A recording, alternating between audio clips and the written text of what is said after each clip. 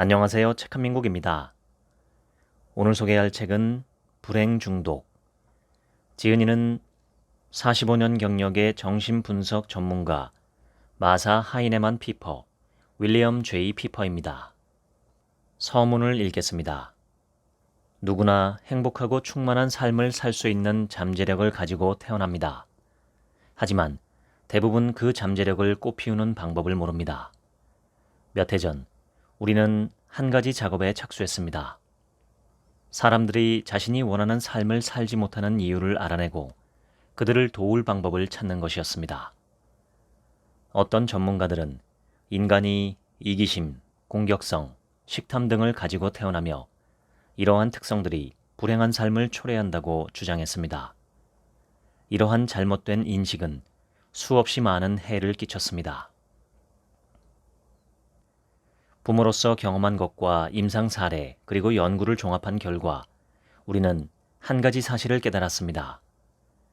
아이들은 단지 사랑받고 사랑하기를 원하는 낙관주의자로 세상에 태어날 뿐이라는 것입니다. 그런데 이런 아이들이 왜 성인이 되면 자신을 사랑하고 만족스러운 관계를 만들고 즐겁게 일하고 행복한 삶을 즐기는데 어려움을 겪게 되는 걸까요? 아이들은 부모를 자신을 돌봐주는 완벽한 존재, 자기에게 가장 좋은 것만을 주고자 하는 사람들이라고 믿습니다. 그리고 아이들은 자신을 사랑하고 돌봐주는 이와 똑같은 사람이 되고 싶어 합니다.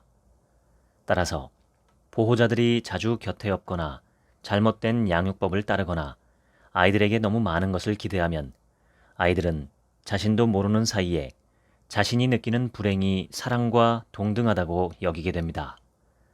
결국 아이들은 스스로 그 불행을 다시 만들어내면서 행복해지려고 합니다. 이러한 불행과 행복에 대한 혼동은 성인기에 접어들 때까지 지속되어 내적 불행의 원인이 되며 행복과 삶의 성취를 방해할 수 있습니다. 여러분은 긍정적인 방향으로 변화할 수 있습니다. 진정한 즐거움을 향한 목마름은 절대 사라지지 않기 때문입니다. 타인을 사랑하고 또한 사랑스러운 존재라고 믿으며 건설적이고 적절한 선택을 해나간다면 진정한 즐거움을 찾을 수 있습니다. 이 책의 기본 전제는 다음과 같습니다. 중요한 사회적 변화나 억압이 없는 상태에도 불구하고 사람들이 자신들이 원하는 삶을 영위하지 못하는 이유는 내적 불행을 안고 있기 때문이다. 내적 불행은 즐거움과 행복을 추구하는 긍정적이고도 선천적인 소망에서 시작됩니다. 이러한 건설적인 욕구는 어린 시절부터 왜곡되어 불행해지고자 하는 무의식적인 욕구로 변할 수 있습니다. 무엇이 이러한 왜곡을 일으킬까요? 어린 시절에 체벌당하거나 인정받지 못하거나 무시당하거나 지나친 기대를 받으며 자랐다면 스스로를 위로하고자 익숙한 불행을 만들어내려고 합니다. 이 과정에서 왜곡된 가짜 행복을 추구하게 되는 것입니다. 지금부터는 본문입니다. 자신이 바라는 사람이 되지 못하고 원하는 삶을 살지 못하도록 가로막는 방법에는 여러 가지가 있다.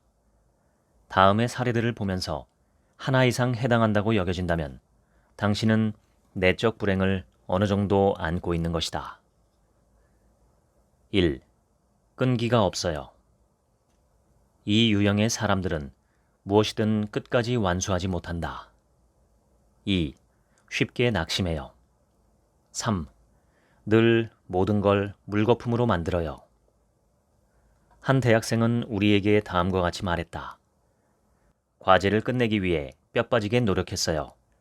그런데 과제 제출 이래 과제를 기숙사에 두고 나온 거예요. A 학점을 받을 수 있었는데 놓치고 말았어요. 4. 다 된 죽에 코 빠뜨려요. 한 테니스 선수는 경기마다 대부분 상당한 점수차로 우세를 보였지만 꼭 실수를 저질러서 게임에 지거나 그 실수를 수습하기 위해 어마어마한 노력을 기울여야만 했다. 5. 성취를 못 즐겨요. 한 변호사는 자신이 다니던 법률사무소의 파트너가 되기 위해 일주일에 70시간씩 즐겁게 일했다. 하지만 그 법률사무소의 파트너가 된 직후부터 그는 자신의 일에 지루함과 불안함을 느끼기 시작했고 직업을 바꿀까 진지하게 고민하게 되었다. 6. 인간관계가 어려워요. 한 여성은 자신을 그다지 원하지 않는 사람들에게 자꾸 마음이 이끌려 상처받는다고 털어놨다.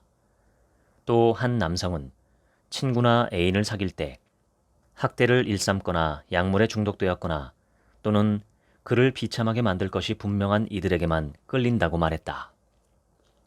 7. 사랑하는 사람을 실망시켜요. 한 건설업자는 꿈에 그리던 여성을 찾는데 수년을 보냈고 마침내 이상형을 찾아 사랑에 빠졌다. 하지만 그는 그녀의 영화 취향, 옷차림 등에 대한 딴지를 거는 등 사소한 일로 그녀와 자주 싸우게 되었다. 8. 업무를 제대로 완수하거나 제때 마친 적이 없어요. 9. 지나치게 열심히 일해요. 10. 위험한 활동을 즐겨요. 한 열정적인 오토바이 경주 선수는 경주 중에 목숨을 잃을 뻔한 경험이 많았다. 그런데 그의 첫 아이가 태어날 때가 되자 이렇게 위험한 일을 하다가는 아이가 자라는 것을 못 보게 될까 걱정되기 시작했다. 하지만 오토바이 경주를 그만두면 다시는 그 스릴을 느낄 수 없다는 것 때문에 고민 중이라고 했다. 11. 이유 없이 기분이 나빠요.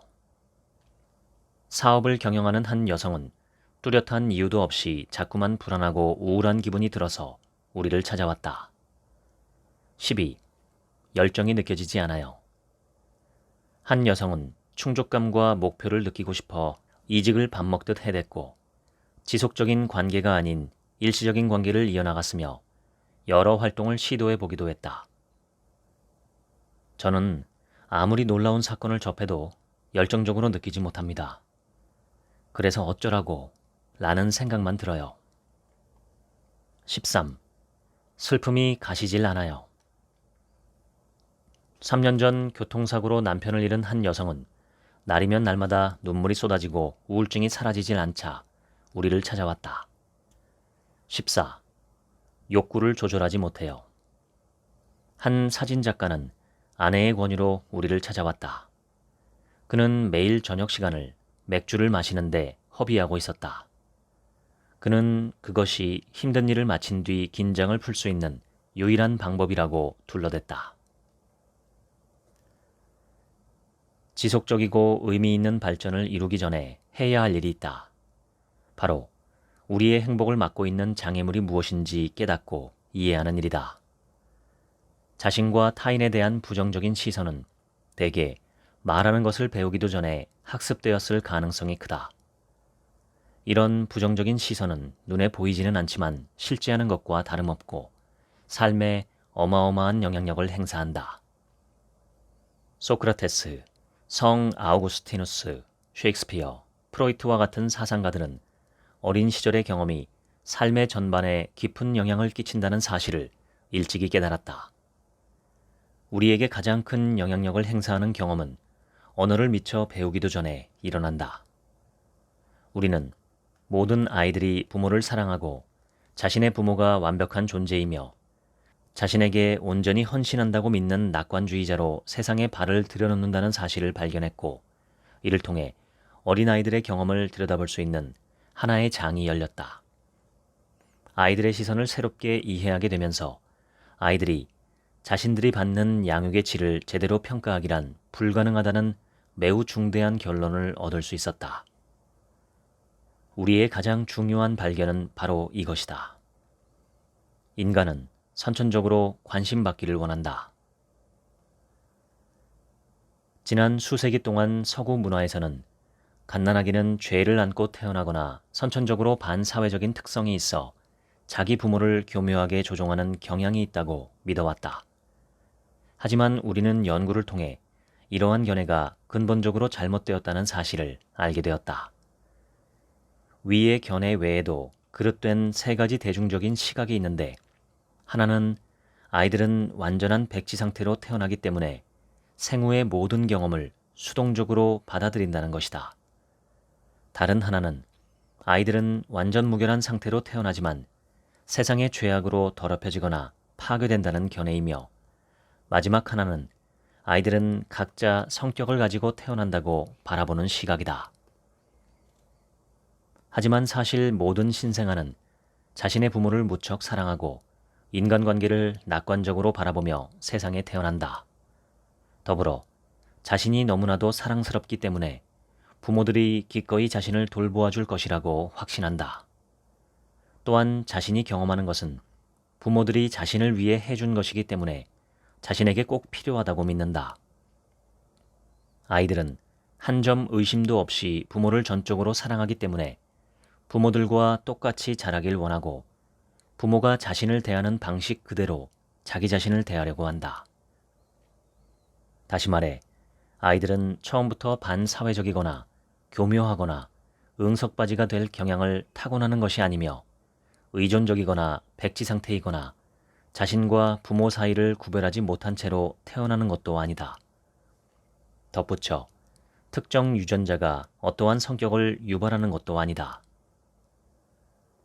모든 아이는 사랑을 주거나 받는 느낌, 즉 내적 행복의 공급원을 가지고 태어난다. 그 증거로 앞을 보지 못하거나 듣지 못하는 아이일지라도 생후 몇 주만 되어도 미소를 지을 수 있게 되고, 생후 3개월 정도가 되면 기쁘고 특별한 표정 몇 가지를 지어 보일 수 있게 된다. 올바른 정보를 토대로 적절한 양육을 받아 선천적인 안녕을 유지하며 자란 아이들은 이후 그들의 인생에서 일어나는 갖가지 기복에도 좀처럼 휘청거리지 않는다. 출생의 순간, 당신은 미소 지으며 말을 걸어오는 부모의 얼굴에 시선을 맞춘 뒤 곧이어 그들의 목소리를 알아채고 부드러운 음성에 편안함을 느꼈을 것이다. 당신은 아직 자기 얼굴을 한 번도 본 적이 없음에도 부모의 표정을 그대로 따라하는 놀라운 재능을 가진 아이였다. 부모와 똑같아지려는 욕구는 단지 그들과 같은 모습을 갖고 싶어 하는 데서 그치지 않는다.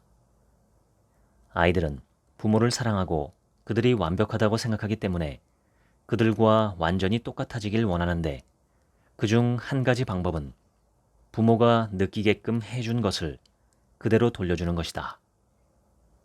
아이들은 자신이 받은 다정과 친절함을 재창조하여 스스로 행복해지는 법을 배운다. 하지만 부모가 아무리 좋은 의도를 가지고 대했을지라도 자녀를 이해하지 못해 정서적인 욕구가 채워지지 않는다면 어떻게 될까?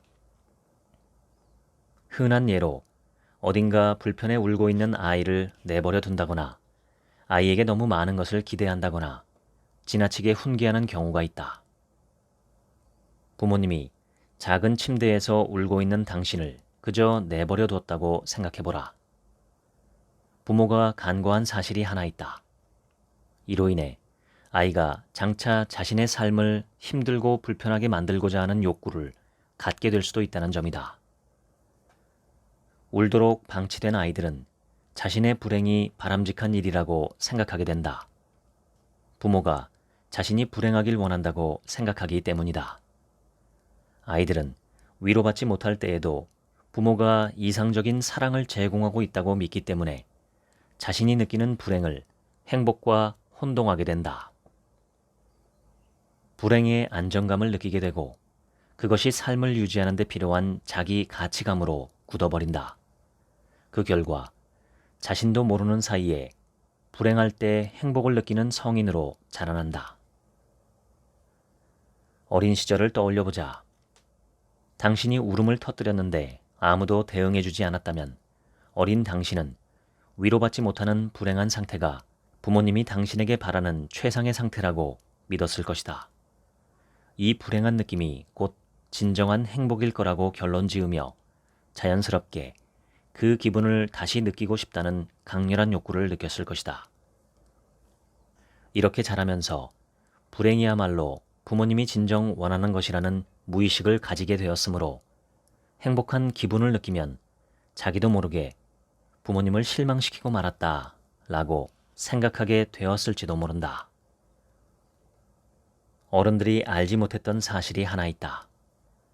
아이의 마음은 어른의 마음과는 무척 다르다는 점이다.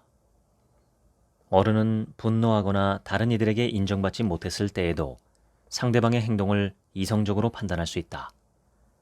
하지만 어린아이는 기대에 부응하지 못해 벌을 받거나 비난을 당하면 비록 화가 나고 슬프더라도 여전히 부모가 하는 것은 뭐든 옳고 자신이 잘못되었다고 믿는다. 그 결과 자신의 불행은 모두 부모가 의도한 것이라고 믿으며 성장한 뒤에도 부모가 자신을 대한 것과 같은 방식으로 자신과 타인을 대한다. 아이들에게 있어 일상의 행복은 원하는 것을 원하는 때에 얼마나 얻을 수 있느냐에 달려 있다. 그래서 성인처럼 행동할 수가 없다. 2살배기가 다른 아이들과 자신의 장난감을 같이 가지고 노는 것이 거의 불가능한 이유. 3살배기 아이가 비 오는 날 밖에 나가 놀 수 없다고 우는 이유가 이것이다. 또한 6살배기에게 사탕을 몇 개 먹었냐고 물어보면 거짓말하는 것. 8살배기 아이가 게임에서 졌을 때 주체하지 못하고 화내는 것도 이러한 이유다. 어떤 목표를 달성하기 위해 엄청난 노력을 기울였는데 정작 성취한 뒤에는 그것을 자랑스러워하지 못하고 노력이 부족했던 몇 가지 요소에만 관심을 쏟은 경험이 있는가? 그렇다면 어린 시절에 받아들인 완벽주의적 기준을 성인이 된 지금까지 가지고 온 셈이다. 부모들이 자녀가 아주 뛰어나기를 바라거나 어른같이 행동하길 바랄 때 자녀들은 자기도 모르는 사이에 부모가 바라는 것이 완벽한 것이라는 잘못된 결론을 내린다. 그 결과 자라면서 부모의 잘못된 기준보다도 더 어려운 요구사항을 스스로에게 부과하면서 자신이 아주 잘하고 있다고 여긴다. 만약 당신이 자신과 타인에게 지나치게 엄격한 잣대를 제시하는 사람이라면 가장 먼저 이러한 기대의 뿌리가 무엇인지 규명해야 한다. 그래야만 내적 불행에서 스스로를 해방하고 자신감을 느끼며 살아갈 수 있다. 아이들이 제 기능을 하지 못하는 부모에게 긍정적인 관심을 얻는 방법은 하나뿐이다. 바로 부모에게 정서적 버팀목이 되거나 실질적인 도움을 주는 것이다. 다시 말해 자신의 나이를 넘어서는 행동을 하려고 한다는 것이다. 예를 들어 요리, 청소, 동생 돌보기 등 자질구레한 일을 짊어지면서 부모에게 긍정적인 반응을 얻어내려고 한다. 부모를 즐겁게 해주거나 돌보아 줌으로써 부모의 기분을 나아지게 하고 이로써 부모에게 정서적인 양육을 받을 수 있다고 착각할 수도 있다. 이러한 아이들은 자신이 바라는 것을 부모에게서 받아내기를 포기하는 순간 부모가 자신에게 잘해준다고 느낀다. 이러한 아이들이 성인이 되면 어딘가 문제성이 짙은 친구나 연인을 만나 그 관계에서 기쁨을 찾으려고 할 수 있다. 그들은 일방적인 사랑이 요구되는 관계에서 가장 편안함을 느끼고 친구나 연인을 돕는데 완전히 헌신한다. 구원자 역할을 하는 이들은 그 관계의 모든 것을 바치지만 실상 그 관계에서 상대에게 받는 것은 별로 없다는 사실은 간과한다. 또한 이러한 유형의 사람들은 그 관계가 일방적이라는 사실을 알면서도 문제적인 친구나 연인을 자신이 변화시킬 수 있다고 믿는다. 우리가 발견한 사실에 따르면 모든 체벌은 해롭다. 자신과 타인을 향한 엄격한 징계자가 되고자 하는 욕구를 형성하기 때문이다. 아이들은 자신의 부모는 완벽한 존재이므로 자신에게 가장 좋은 것이 무엇인지 안다고 믿는다. 그래서 자주 벌을 받은 아이들은 자신도 모르게 체벌에 수반되는 불행은 바람직하다고 결론 내리게 된다.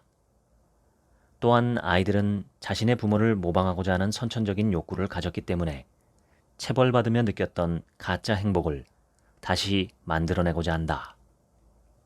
이 아이들이 성인이 되면 스스로에게 가혹하게 대하는, 즉 자학적인 성향을 보이는 사람이 되거나 자신에게 나쁘게 대하는 이들과 친구나 연인이 될 수도 있다.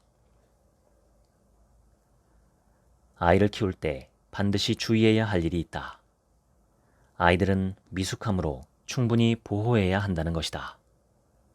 아플 때는 약을 챙겨 먹이고 차에 태울 때는 좌석에 안전하게 앉혀야 한다. 욕실에서 장난감을 가지고 놀면 위험할 수도 있으니 하지 말라고 가르쳐야 하고 형제의 방을 어지럽히게 두어서도 안 된다.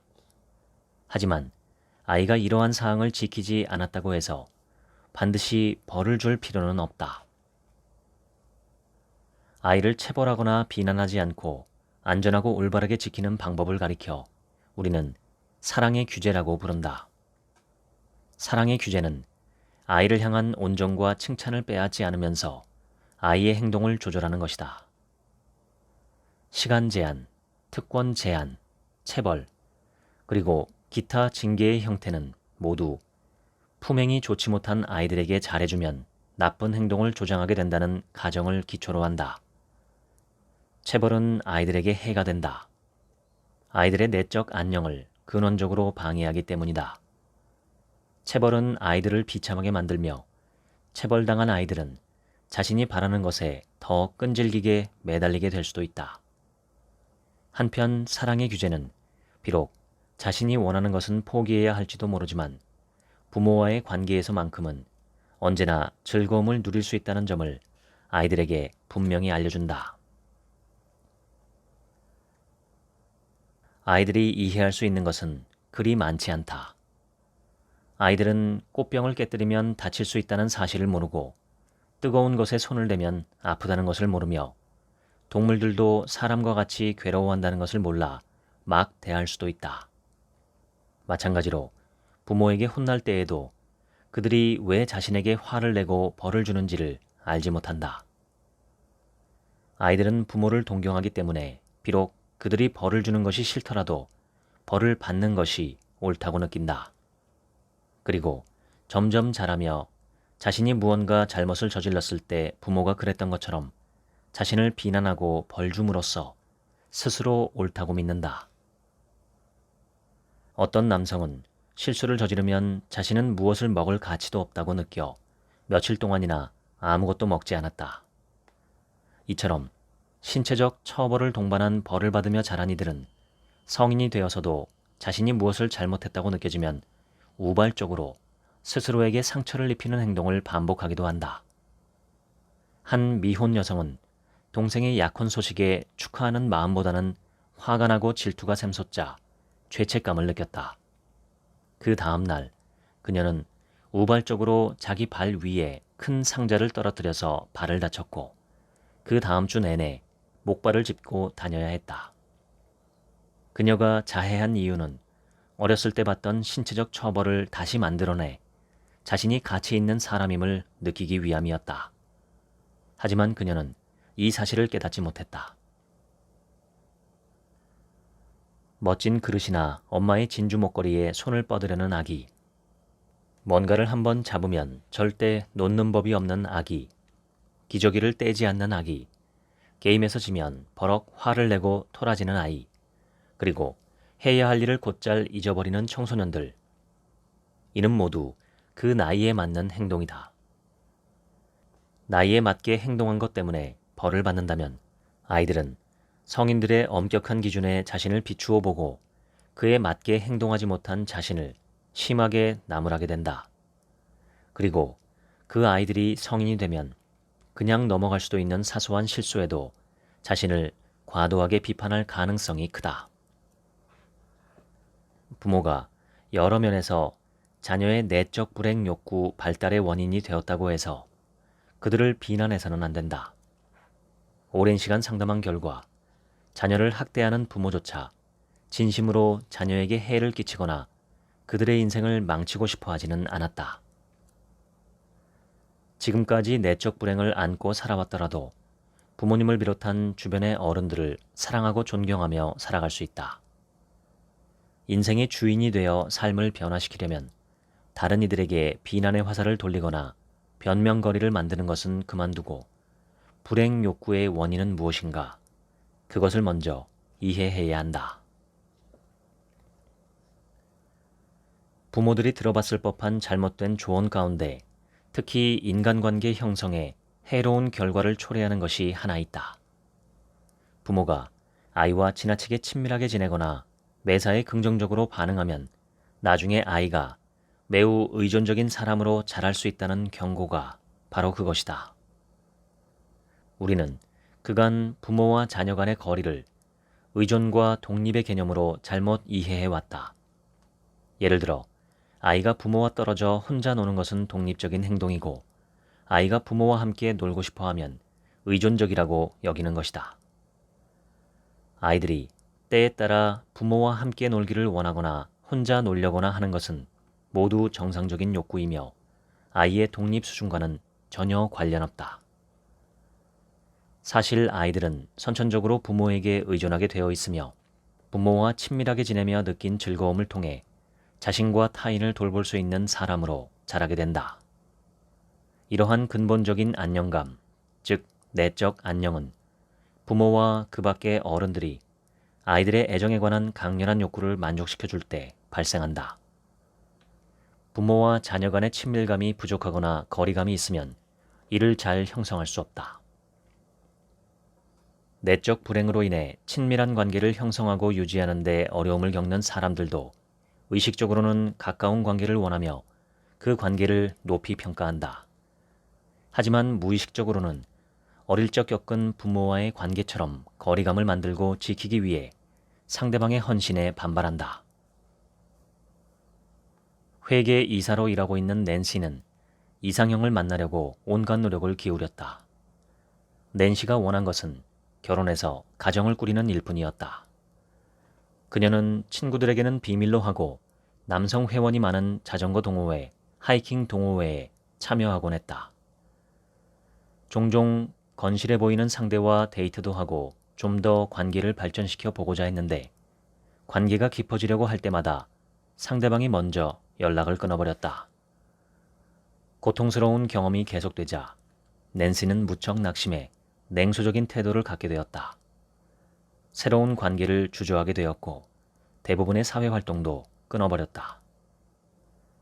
낸시는 자신도 모르게 깊은 관계를 두려워하는 남성들을 자꾸 선택하고 있다는 우리의 말을 듣더니 불가능한 일이라며 의심했다. 낸시는 장기적인 관계를 원하는 사람을 만나기 위해서 자신이 얼마나 노력했는지 장황하게 설명했고 대부분의 남성도 같은 마음이었다고 주장했다. 하지만 사실 낸시도 자신이 좋아하는 남성 유형이 정해져 있다는 점을 인식하고 있었다. 게다가 그들은 관계가 깊어지기 시작하면 도망가 버린다는 점에서 비슷했다. 문득 낸시는 일 중독에 빠져 집에 오는 일이 드물었던 아버지에 대한 경험이 자신의 삶에 엄청난 영향을 끼쳤다는 사실을 깨달았다. 어린 낸시는 아버지에게 학교 행사에 와달라거나 영화관에 같이 가달라고 간곡히 부탁해 보았지만 그럴 때마다 아버지는 너무 바빠서 그럴 수 없다고 말할 뿐이었다. 그뿐만이 아니었다. 낸시는 아버지가 자신을 껴안아주거나 뽀뽀해 주었던 기억이 전혀 없다고 말했다. 낸시의 아버지는 낸시의 애정을 불편해하는 듯했다. 낸시는 자신이 아버지의 냉담한 태도에 상당한 영향을 받았다는 사실을 납득하기 시작했다. 마음을 다 주는 진실한 관계를 찾고 있다고 생각했지만 무의식적으로는 아버지와 같은 냉담한 태도가 정당하며 관심을 원했던 자신의 행동은 부적절하고 어린애 같다고 받아들이고 있었다. 그리고 이 갈등을 해결하기 위해서 그동안 자신도 모르게 아버지처럼 정서적 거리감을 보이는 남자에게 매력을 느낀 것이다. 그 남성들이 그녀의 아버지처럼 낸시의 곁을 떠나버린 것은 그리 놀랄만한 일은 아니었다.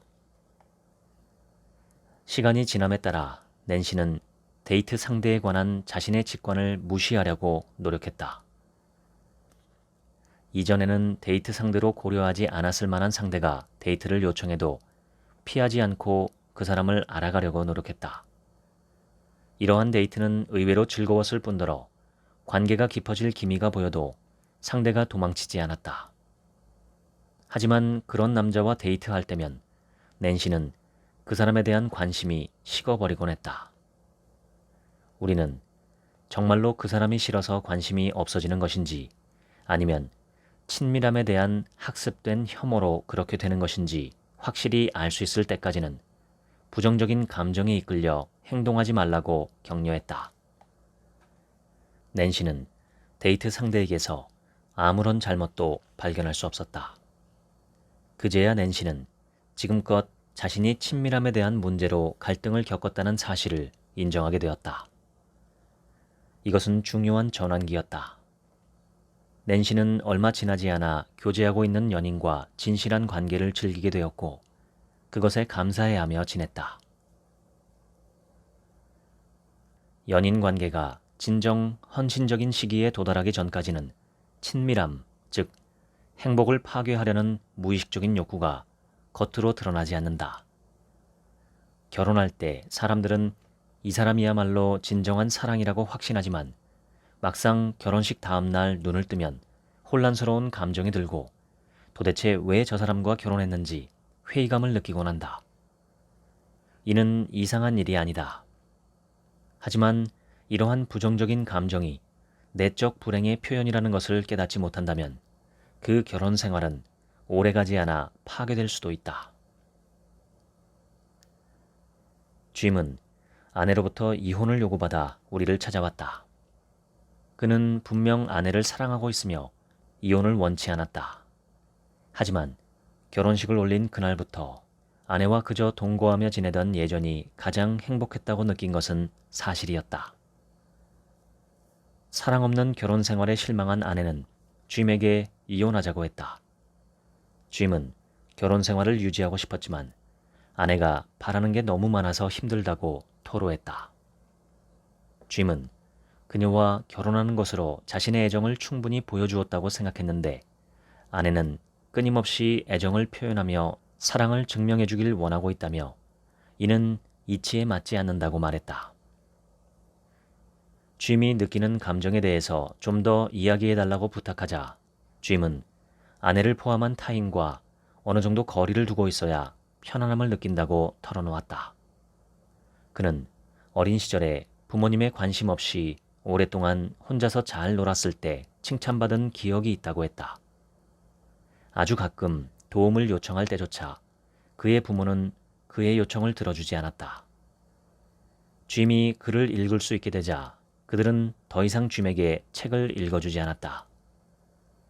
4살 배기였던 짐이 무릎에 앉혀달라고 떼쓰자 부모님은 그를 뿌리쳤다. 짐은 부모님이 자신이 얼마나 독립적인 아이인지 다른 사람들에게 자랑할 때마다 아주 기쁘고 자랑스러웠다고 했다. 짐의 부모님은 사랑과 관심을 받고 싶은 짐의 건강한 욕구를 매우 불편하게 느낀 듯했다. 친밀함을 거부하는 부모님의 모습을 그대로 담게 된 짐은 자신도 모르게 독립적인 것은 강한 것이고 애정을 원하는 것은 약한 것이라고 확신하게 되었다. 물론 짐은 여전히 친밀하고 긍정적인 관계를 갈망하고 있었다. 모든 사람이 그렇게 태어나기 때문이다. 친밀함과 상호 의존을 불편해하는 자신의 태도 때문에 건강한 결혼 생활을 유지하고자 하는 바람이 좌절되었다는 사실을 깨달은 짐은 비로소 인간관계의 기쁨을 추구해 보기로 마음먹었다. 그는 아내에게 그녀를 행복하게 해줄 수 있는 남편이 되기 위해 최선을 다하겠노라고 약속하고 이혼을 보류했다. 당신은 친구나 연인과 너무 가까워지는 것이 불편한가? 혹은 관계가 조금 가까워지면 도망가 버리는 사람이나 연애 중에도 다른 사람에게 눈길 주는 사람과 연애하는 경우가 많은가? 그렇다면 어린 시절에 학습한 친밀함에 대한 부정적인 감정을 지속하고 있는 것이다. 세 자매 가운데 막내로 태어난 시몬은 눈에 띄게 예쁜 아이였다. 시몬의 엄마는 한 번도 자기 자신이 매력적인 사람이라고 생각해 본 적이 없는 사람이어서 그렇게 예쁜 아이를 자신이 낳았다는 사실에 감동했다. 아이들을 차별할 의도는 없었지만 그녀는 항상 시몬에게 가장 비싼 옷을 사주었고 시몬의 머리를 손질하고 멋지게 만들어주는데 가장 많은 시간을 할애했다. 시몬도 엄마의 각별한 사랑을 좋아했다. 물론 자신이 특별한 사람이라는 느낌은 그저 예쁜 외모에서 오는 것이라는 불행은 전혀 눈치채지 못했다. 성인이 된 이후에도 시몬은 이 내적 불행에서 헤어나질 못했다. 치장하는 데 많은 시간을 보냈고 사람들에게 자신의 외모를 칭찬할 것을 끊임없이 요구했다. 좋은 친구를 사귀는 것은 시몬에게 너무 어려운 일이었다. 시몬은 자신과 외모로 경쟁이 되지 않는 친구들만 골라 사귀었고 그들에게 끊임없이 추앙을 요구했다. 하지만 노화가 시작되자 시몬은 난관에 부딪혔다. 갖가지 성형수술을 시도하고 어마어마한 돈을 들여 좋은 옷을 사 입어도 젊었을 때만큼 칭찬과 사랑을 받을 수 없었다. 예쁜 외모로 누리던 잘못된 행복에 중독된 시몬은 점차 우울해졌다. 몇 개월 동안 멋지게 차려입고 상담에 참여했던 시몬은 우리가 자신의 외모에 대해 언급하지 않자 자신에게 관심이 없다고 생각해 매우 언짢아했다. 마침내 시몬은 다른 사람에게 관심을 받는 더 나은 방법이 있다는 사실을 깨닫기 시작했다. 그녀는 점차 자신의 외모에 온 신경을 기울이는 대신 즐거움을 추구할 더 의미 있는 방법을 탐색하기 시작했다. 도자기 수업을 수강하는 동안 시몬은 여러 다른 학생들과 친분을 맺었는데 그들과 함께 있는 몇 주간 시몬은 단 한 번도 자신과 그들의 외모를 비교하지 않았고 그 사실에 무척 기뻐했다. 어떻게 어린 날의 경험이 성인이 된 현재 삶의 방식까지 영향을 미칠 수 있는 걸까? 안정적인 내적 안정감과 건설적인 즐거움에 대한 욕구를 가진 사람들의 내적 평정심은 아동기 후기 혹은 성인기에 만나는 사람들 혹은 사건에서 영향을 받지 않는다. 이와는 반대로 내적 불행을 안고 있는 이들은 살면서 경험하는 모든 것에 의해 긍정적 또는 부정적인 영향을 받고 휘청인다. 내적 안녕을 찾고자 하는 개인의 욕구는 진정한 즐거움 또는 진정한 즐거움으로 가장한 불행, 이 두 가지를 통해서 채워진다. 내적 불행은 1. 자존감 상실 2. 고통스러운 경험 추구 3. 의도적 실패 4. 음주, 성공욕, 성욕 등의 욕구 조절 불가 이렇게 네 가지 방식을 통해 삶에 부정적인 영향을 끼친다. 어린 시절에 방임되어 자랐거나 아이처럼 행동한다는 이유로 벌을 받고 비난을 당한 경우 아마 당신은 부모님의 사랑을 받을 가치가 없다고 느껴왔을 것이다. 그리고 자신도 모르게 불행이 느껴질 때 편안해했을지도 모른다. 그것이 부모가 주려던 것이므로 그렇게 느껴야만 한다고 믿는 것이다. 이러한 무가치감에 익숙해지면서 행복으로 가장한 불행을 다시금 만들어내고자 하는 욕구가 발달되었을 것이다. 정서적인 안정감이 외부에 달려있다면 어떤 일이 잘못되었을 때 자신을 붙잡아줄 정서적인 안전망이 없는 것이나 다름없다. 내적 평정심을 잃게 만드는 원인은 펜을 잃어버리거나 콘서트 티켓을 사지 못하는 등의 사소한 일이 될 수도 있고 사랑하는 사람이 아프거나 직업을 잃는 등 심각한 일이 될 수도 있다. 내적 불행을 안고 있는 사람들은 자신과 주변 사람들에게 무가치감, 수치심, 분노를 느끼며 위로를 찾기 때문에 일상에서 겪는 상실에 적절한 슬픔을 보이지 못하고 복잡한 상태를 보이곤 한다. 위로받지 못하고 자란 아이들은 불행을 겪을 때 건설적인 방법으로 자신을 위로하지 못한다. 이 아이들은 자신들의 기분이 나아지도록 도와주었어야 했을 사람들이 마지못해한 행동을 그대로 모방한다. 그래서 자신들이 바라는 것들을 망쳤을 때 오히려 잘했다고 합리화하게 된다. 하지만 사실 이 잘못된 부모들도 자녀들을 행복하게 해주고 싶을 것이다. 다만 자신의 행동이 아이의 삶 전반에 어떤 영향을 끼칠지 예상하지 못했을 뿐이다. 무언가 일이 잘 되지 않을 때마다 스스로 화를 돋운다면 이러한 고통을 제거하기 위해 우선 자신이 왜 그런 감정을 느끼는지부터 이해해야 한다. 원하는 직장에 지원했다가 탈락하면 누구나 실망하기 마련이다. 하지만 실망스러운 나머지 우울에 빠지거나 스스로가 무가치하다고 느끼거나 다른 직장에 지원할 자신감마저 잃는다면 이는 어릴 때 위로받던 방식대로 스스로를 위로하려는 시도라는 점을 알아야 한다. 이러한 지식이 있어야 실제 상황보다 더 불행해지는 것을 멈출 수 있다. 자신이 사랑받을 만한 존재인지 의심하고 불안해하며 어린 시절을 보냈다면 성공을 자기 가치의 척도로 삼을 가능성이 크다. 여기서 성공이란 승진처럼 큰일일 수도 있고 카드 게임에서 승리하기와 같은 사소한 일일 수도 있다. 하지만 그것이 무엇이든 간에 정서적으로 매우 위태로운 상황임을 증명하는 것이다. 아마 이러한 성향의 사람은 얼마나 노력했든 성공하지 못한 것은 무가치할 뿐이라고 생각할 것이다. 또한 성공하지 못했을 때 실망할까 두려워서 매사를 경쟁적인 시각으로 바라볼 테고 이로 인해 친구와 동료와의 좋은 관계를 유지하는 데 어려움을 겪게 된다. 가치 판단을 외부에 의존하면 타인의 평가를 과도하게 중요하게 느끼게 된다. 자신이 주위에서 인정을 받고 있는지 끊임없이 확인하는 사람들은 자신의 외모, 직업, 사회적 관계까지도 그 사람들의 의견에 따라 맞추기도 한다. 진정 자신이 믿고 느끼는 것이 무엇인지 알지 못해 혼란스러워 하기도 한다. 이러한 행동의 이면에는 타인의 별 의도 없는 행동이나 말까지도 자신을 비판한다고 느끼게 만드는 지나치게 예민한 모습이 있다. 때문에 이들은 타인의 건설적인 제안을 도움이 아닌 굉장히 충격적인 일로 받아들인다.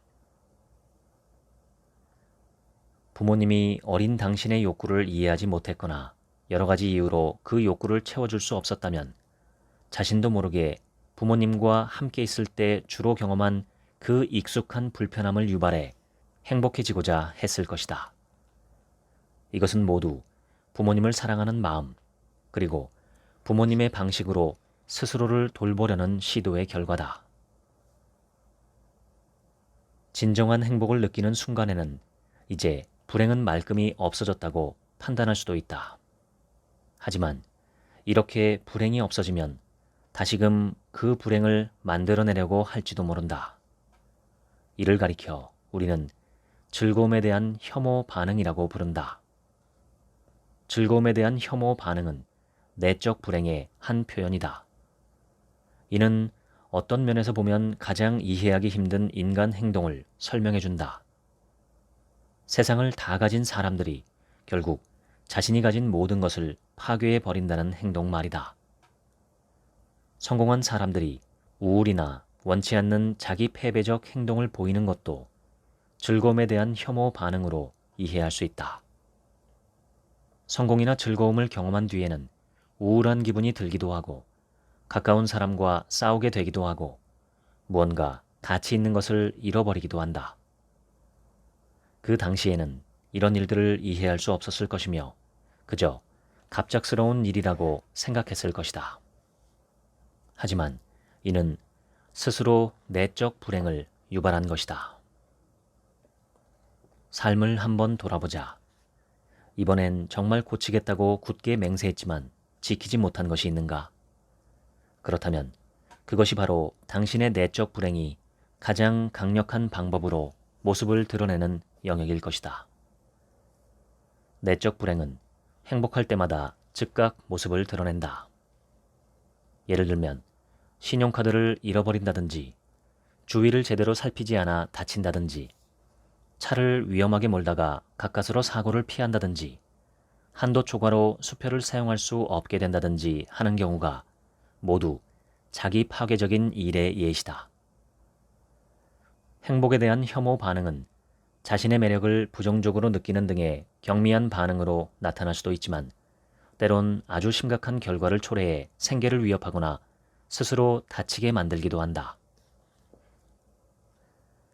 대부분의 중독은 내적 불행의 한 표현이며 즐거움에 대한 혐오 반응의 한 유형이라고 이해할 수 있다. 중독은 매우 이해하기 어렵고 치료도 어렵다. 최근 중독이 유전적으로 결정된 화학물질의 불균형 또는 뇌 구조의 결과라는 주장이 여럿 있었지만 아직까지 결정적인 증거를 얻지는 못했다. 가장 강력한 증거로 제시되는 이론은 중독 현상이 우리의 뇌 속에 내장된 것이 아니며 학습된 불행 욕구 때문에 생긴다는 설이다. 중독자들은 양립해서는 안 되는 두 가지 동기를 동시에 충족시키면서 자신의 내적 안정감을 유지한다. 다시 말해, 진정한 즐거움 그리고 내적 불행을 만족시켜주는 파괴적인 즐거움, 이 두 가지 내적 안정감의 근원을 자신도 모르게 뒤섞으며 생활한다. 폭식증 환자의 경우 폭식할 때 생기는 비참한 기분으로 인해 식생활에서 오는 진정한 즐거움을 망쳐버린다. 대부분 무엇에 중독되면 즐거운 경험을 극단적으로 추구하여 결국엔 불행을 유발하는 수준까지 이른다. 어떤 사람들은 과로에 중독되어 있고 어떤 사람들은 지나치게 운동을 많이 한다. 또한 어떤 이들은 끊임없이 새로운 성적 상대를 찾아다니거나 음주에 빠진다. 도박이나 마약에 중독된 사람들은 진정한 즐거움은 거의 누리지 못하고 파괴적인 즐거움을 훨씬 더 많이 경험한다. 어떤 대상에 중독되어 있다면 자신이 파괴적인 즐거움을 바라는 욕구에 사로잡혀 있으며 아주 어린 시절부터 자신의 행복이 이렇게 정반대의 욕구로 구성되어 왔다는 사실을 깨달아야 한다. 근거를 알 수 없는 두려움, 분노, 의심, 죄책감, 염려, 우울, 급격한 기분 변화, 공포증 등에 주기적으로 고통받는 사람들은 이러한 감정은 절대 통제할 수 없다고 마음 깊이 확신하고 있다. 물론 이러한 생각도 일리는 있다. 정서적인 고통에는 딱 떨어지는 명백한 치료법이 없기 때문이다. 우연히 발생한 불행 이후에도 오랫동안 사라지지 않고 계속되는 고통스러운 정서는 내적 불행의 표현이다. 어린 시절에 이러한 고통스러운 감정이 자신이 느껴야 할 마땅한 기분이라고 오인하며 자란 탓에 자신도 모르게 이러한 고통스러운 감정을 추구할 수 있다. 부정적인 감정의 근원이 바로 자기 자신이라는 사실은 어쩌면 매우 당황스러울 수도 있다. 하지만 이는 타고난 특성이 아니라 어린 시절에 학습한 습관이므로 충분히 고칠 수 있다. 성격에 대한 두 가지 오해가 있다. 1. 성격은 태어날 때부터 정해져 있다. 2. 성격 유형을 결정짓는 특정한 뇌 화학 활동이 있다. 이처럼 그릇된 신념은 성격의 결정 요인이라고 불릴 만한 선천적인 특성이나 뇌 화학작용에 확실한 증거가 없는데도 오랫동안 사라지지 않고 있다. 우리는 어렸을 때부터 행복이라고 생각하도록 학습한 것을 성인이 된 오늘날에도 추구하고자 하며 이러한 정서에 의해 개인의 많은 부분이 결정된다. 그래도 반가운 소식이 있다. 의식하지 못하더라도 감정의 주인은 바로 자기 자신이라는 점이다. 많은 이들이 급격한 기분 변화는 후천적인 것이며 그 안에 숨은 의도가 있다는 사실을 믿지 않는다. 화나고 우울하고 불안한 이들은 태어날 때부터 그런 시기였거나 생물학적 결과로 그러한 고통스러운 기분이 발달했다고 생각하는 것이다. 이를 뒷받침하듯 어떤 아기들은 신체적 문제가 전혀 없는데도 짜증을 낸다. 하지만 모든 아기는 엄마 뱃속에서 정서 반응을 어느 정도 결정짓는 태아기의 경험을 거친다. 이 기간이 9개월이니 마냥 무시할 수만은 없다. 한 연구 결과에 따르면 스트레스에 시달리고 있거나 우울에 빠져 있는 여성의 태아는 특정 자극에 높은 수준의 스트레스 호르몬을 만들어내며 이들의 스트레스 호르몬은 다른 태아들보다 더 상승된 상태로 남는다고 한다. 따라서 이 아이들이 다른 아이들보다 짜증이 잦은 점은 놀랄 일이 아니다. 만약 아이가 심하게 짜증을 내더라도 부모가 올바른 태도로 꾸준히 아이를 돌보면 아이는 점차 차분하고 융통성 있는 어린이로 자랄 수 있다. 성격이 그 아이들의 뇌 속에 내장된 것은 아니기 때문이다. 어떤 약물이 정서적 안정을 증진한다고 해서 그 사람의 정서적 고통이 생화학적인 이유 때문이라고 말할 수는 없다. 우선 약물 효과는 플라세보 효과일 가능성이 있다. 게다가 약물로 사람의 정서적 고통을 완화하는 데 성공한다 해도 이것이 정서적 고통을 유발하는 원인에 직접 작용한다고 보기는 매우 어렵다. 한 화학물질이 격렬한 정서적 고통을 가라앉혔다고 해서 그 불편한 감정의 원인이 화학적 불균형에 있다고 볼 수 있을까? 예를 들어 보겠다. 머리가 너무 아파서 진통제를 복용했다고 치자. 두통은 사라졌지만 고통을 유발한 것이 정서적 불편함이나 분노인지 혈관 문제인지 아니면 다른 이유인지는 알 길이 없다. 정서적 고통을 억누르는 것은 그 고통을 이해하고 치료하는 것과는 전혀 다르다. 고통스러운 감정들이 태생적인 것이라면 심리치료는 아무 소용없는 일일 것이다. 우리를 포함한 여러 연구자들은 거의 모든 정서적 문제는 심리치료를 통해 치료될 수 있다는 사실을 입증해왔다. 한 번은 치료가 불가능하다는 청소년들을 돕기 위해 시범 프로그램을 설계하여 운영했다. 폭력적이고 치료를 거부하는 10대들을 이 프로그램에 참여시켰다. 미국 내 그 어떤 치료 프로그램도 이 청소년들을 받아들이지 못했다. 우리가 그들을 만났을 때 그들은 평생 공공시설에서 살아야 하는 운명에 처해 있었다. 이 청소년들은 아주 작은 실망이나 긍정에도 살인적인 분노로 반응했다. 그들은 어릴 때부터 수많은 신체적, 정서적 학대를 경험했다. 그래서 그 아이들은 행복과 불행을 혼동했고 결과적으로 자신과 타인에게 극단적으로 파괴적인 행동을 하게 되었다. 한 소녀는 그때까지 글을 전혀 읽을 수 없지만 다른 사람들에게는 읽을 수 있는 척 해왔기 때문에 학교에 가는 것이 두렵다고 털어놓았다. 말을 마친 소녀는 갑자기 밖으로 달려나가 치료자의 차량에 돌을 던졌다. 이 소녀는 아주 오래전부터 행복과 불행과 혼동하여 불행 속에서 위안을 찾았다.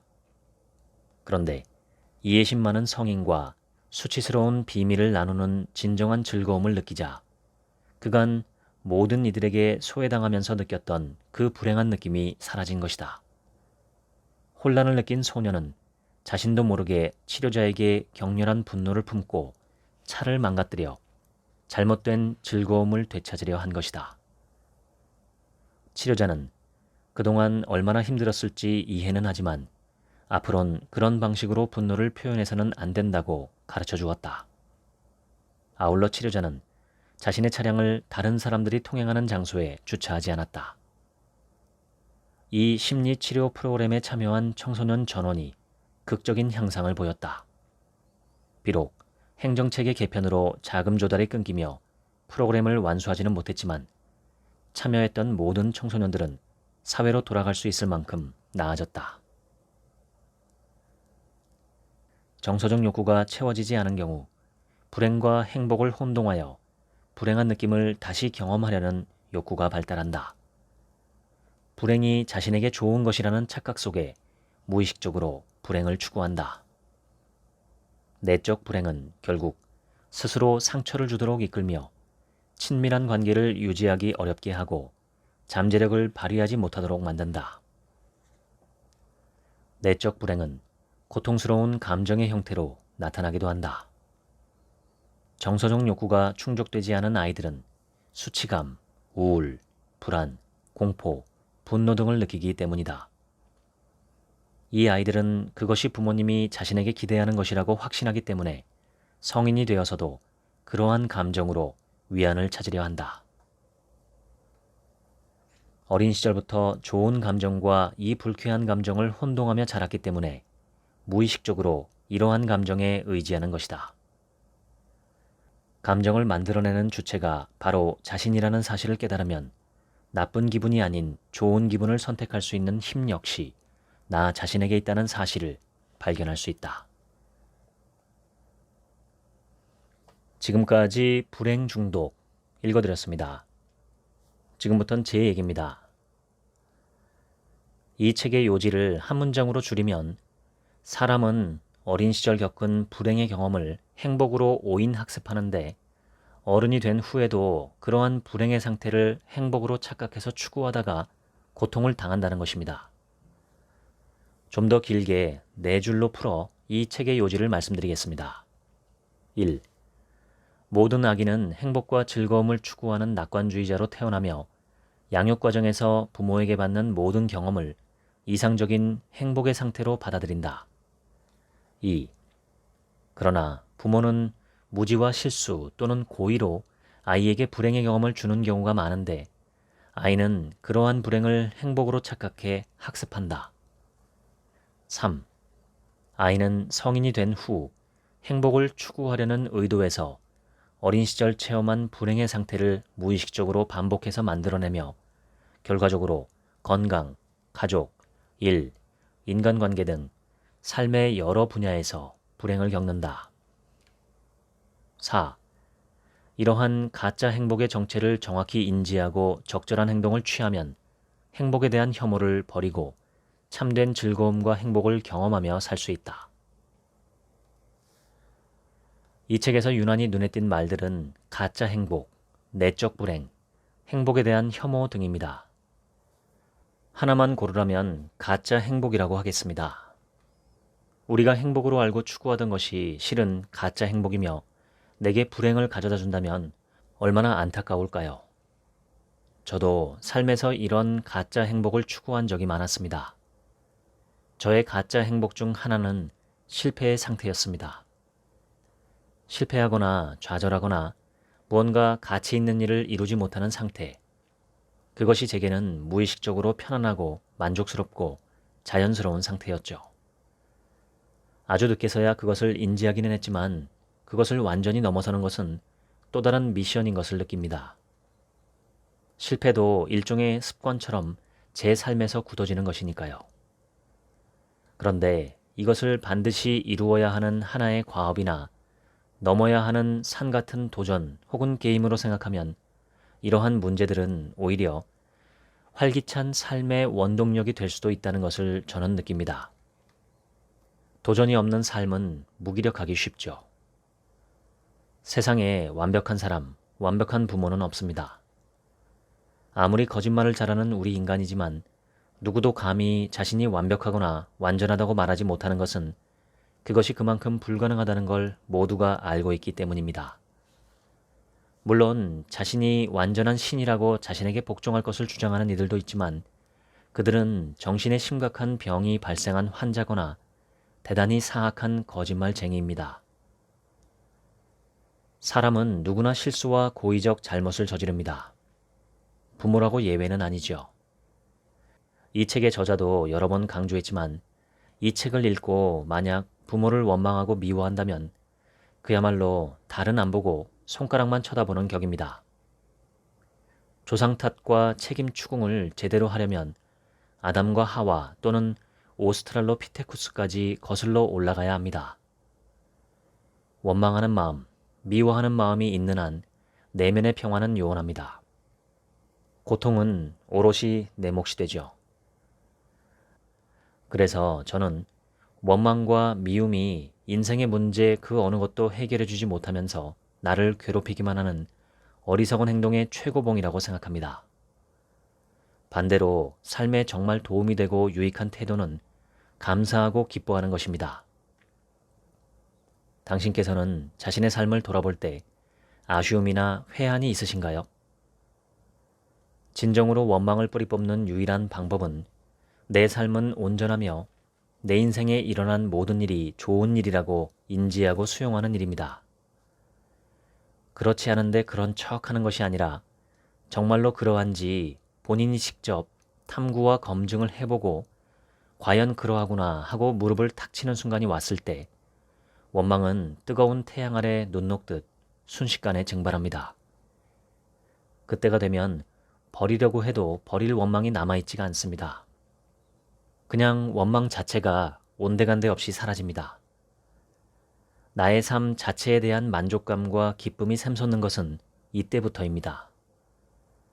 죽어도 회한이 남지 않겠다 싶은 만족감이 마음에 생기면 그것보다 더 큰 기쁨을 찾기가 어렵죠.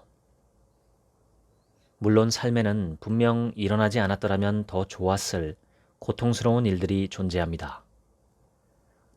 트라우마가 되어 평생을 두고 사람을 괴롭히기도 하죠. 그런데 깊게 탐구를 해보면 내 삶에 일어난 모든 일은 내가 어떻게 받아들이고 극복하느냐에 따라서 내 삶에 커다란 유익함을 주는 약이 되기도 합니다. 모든 독약 같은 일들 속에는 숨겨진 축복과 보석들이 있습니다. 그렇지 않기가 어렵죠. 어둠 없이 빛은 존재할 수 없습니다. 작용이 있으면 반드시 반작용이 있습니다. 하나의 현상에는 반드시 반대되는 양면적인 요소가 들어 있습니다. 이것은 이 세상이 만들어지고 돌아가는 근본 원리입니다. 극심한 고통 속에는 분명 굉장한 보물이 들어있을 거라고 저는 확신합니다. 아마 이 방송을 들으시는 분들 중에 이걸 믿지 못하는 분들도 계실 겁니다. 오히려 화가 나실 수도 있습니다. 그런데 그 화가 자신의 삶을 이롭게 할까요? 전혀 그렇지 않습니다. 더 불행해집니다. 화가 난다면 화를 내시기 전에 제가 방금 전에 말씀드린 그 이야기 속에 한 터럭만큼이라도 진실이 들어있을 가능성이 있을지 한번 돌아보셨으면 좋겠습니다.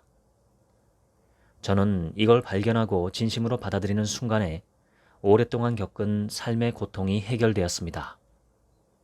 삶의 진실에 눈을 뜨고 이 삶이 얼마나 귀하고 아름답고 경이로운지 느끼기 시작하면 최대의 수혜자는 자기 자신입니다. 반대로 삶의 기쁨과 감사를 발견하지 못하면 최대의 피해자는 자기 자신입니다. 우선은 나의 삶에서 나의 몸과 마음을 불편하게 하는 요소가 있는지 발견하는 것부터가 시작입니다. 많이 있다면 목록을 적어보고 그 중에서 가장 크고 심각한 불편함이나 고통부터 시작하면 됩니다. 그것부터 해소하면 삶은 정말 살만해집니다. 그런데 사람은 흔히 돈을 많이 벌거나 유명해지거나 명예를 얻으면 잘 산 것이고 그렇지 않으면 무언가 부족하거나 결핍되거나 미완성된 삶이라고 느낄 수 있습니다. 저는 이것이야말로 사회가 만들어낸 가짜 행복이라고 봅니다. 그것들은 행복에 조금 도움은 되지만 그것들이 있으면 혹은 그것들이 있어야만 반드시 행복해진다고 말할 수 있는 필요 충분 조건은 아닙니다. 오히려 그것들은 불행을 야기하는 요소로 변질될 수 있습니다.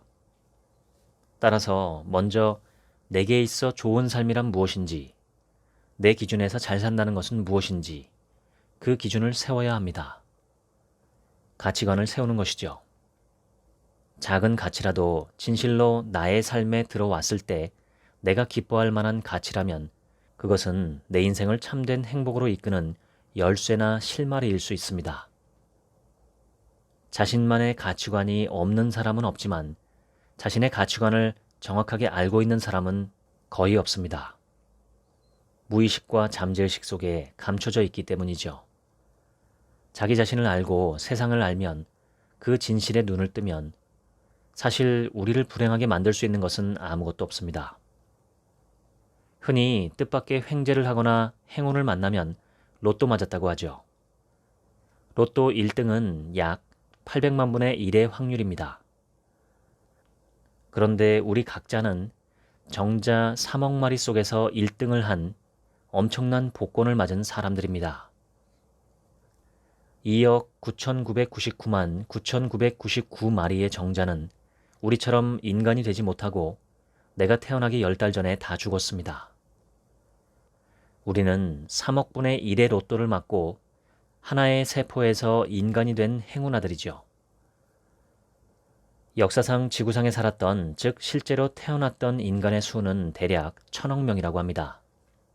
그런데 인간 유전자의 조합 가능성을 보면 실제로 만들어질 수 있는 인간의 수는 그보다 훨씬 더 큰 천문학적인 숫자라고 합니다. 우리의 탄생을 둘러싼 숫자 이 두 가지만 보아도 우리는 인간으로 태어난 것 자체가 지극한 행운이고 로또보다 훨씬 더 뛰어난 로또를 맞은 사람들입니다. 삶은 경이롭습니다. 저의 삶도 당신의 삶도 그렇습니다. 저는 우리 모두가 앞으로도 그러한 삶의 경의를 만끽하며 살다 가기를 바랍니다. 이 책에서 말하는 가짜 행복이나 행복 혐오는 우리가 넘어야 할 작은 허들에 불과합니다. 내 눈앞에 놓인 작은 허들과 언덕을 하나씩 넘다 보면 언젠가 우리도 에베레스트나 히말라야 정상에 설 수 있는 능력을 갖게 되리라 저는 생각합니다. 이러한 인생의 게임은 온라인 게임과는 비교하기 어려운 즐거움을 선사합니다. 이왕 태어난 이상 우리 모두가 삶의 경의와 기쁨과 즐거움을 만끽하시고 가시면 좋겠습니다. 법륜스님은 세상에 괴로울 일은 없고 괴롭고 싶어서 괴로워하는 사람들만 있다고 말씀하신 적이 있습니다. 저는 그 말씀에 공감합니다.